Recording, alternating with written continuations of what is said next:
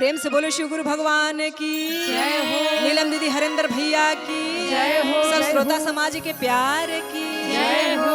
कहे के बा बहिन लोग कि हरेंद्र भैया गली गली प्रचार करतरन आ कहतरन कि जेकरा गुरु के ज्ञान लेवे के बा ज्ञान ले लो, अपन बीच मझधार में फसल नैया के पार कर सकेला ज्ञान लेके। कैसे कहतरन? कैसे हो कैसे?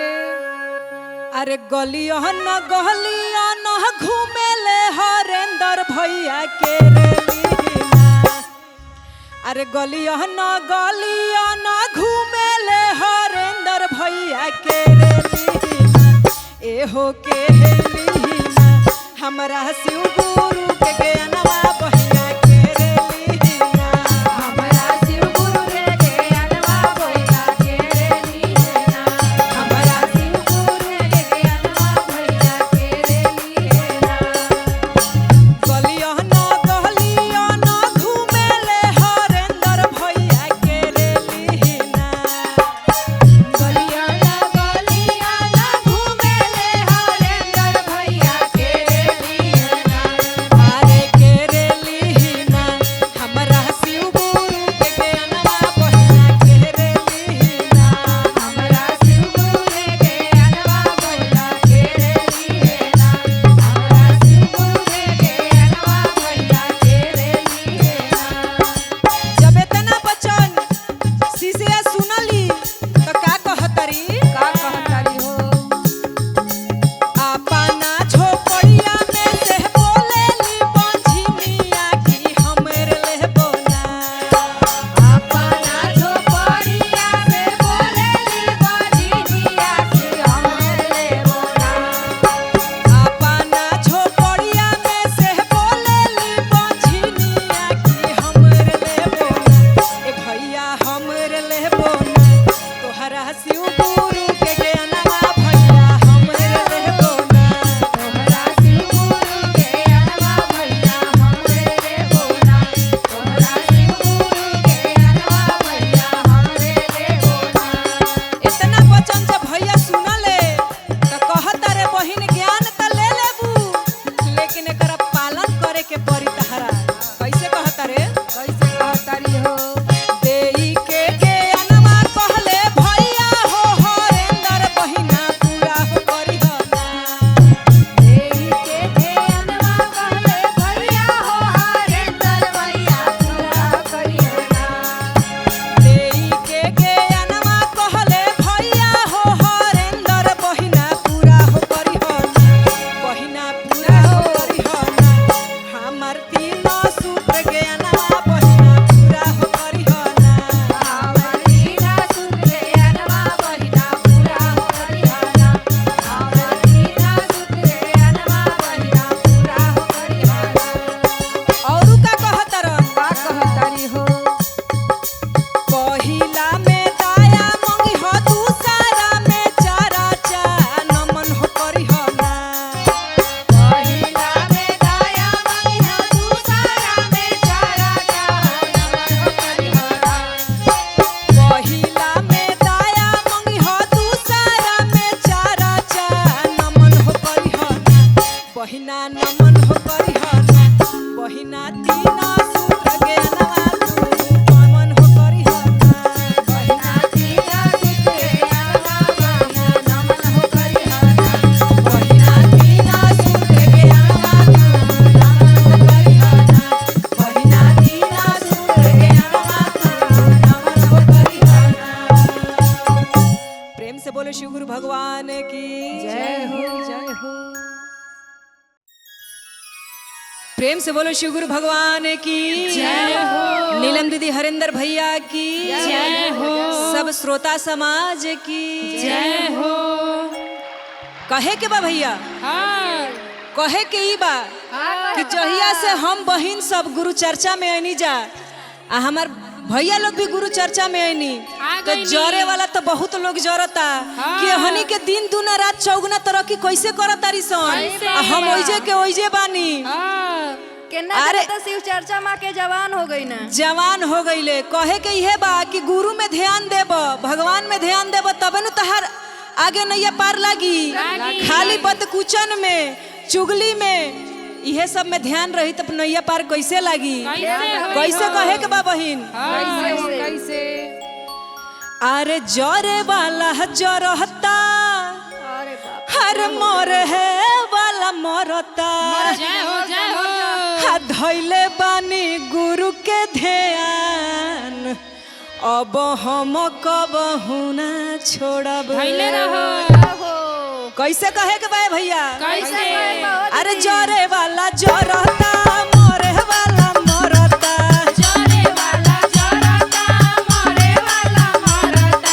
जरे वाला जरहता, मोरे वाला मरता, धैले बानी गुरु के ध्यान, अब हम कबहू ना छोड़, चाहे जाई हमर परान, अब हम कबहू ना छोड़, चाहे जाई हमर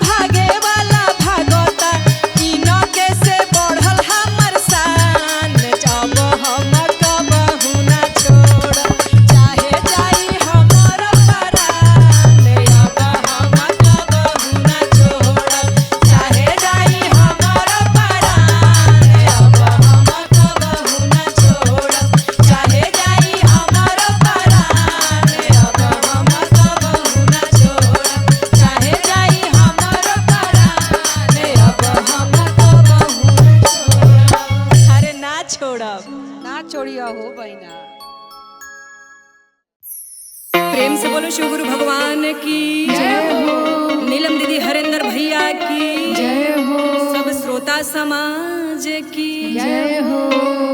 कहे के बा का कहे के कि बा? पार्वती जी डेराइल बाड़ी,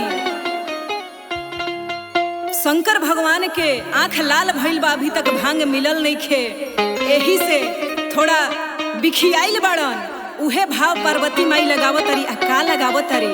का लगावतरी? नागावा मारता फुफुकारी बनल बावे हे काल। जय हो, जय हो। भांग खातिर उसले रे जोगिया कैले आँख लाल। कैसे कहतरी? कैसे? नगवा मरता फुफुकारी बनल बावे हे काल। नागवा मारता फुफकारी बनल बावे काल। नगवा मरता फुफुकारी बनल बावे हे काल। नागवा मारता फुफकारी बनल बावे काल। भांग खातिर उसले रे जोगिया, भांग खातिर उसले रे जोगिया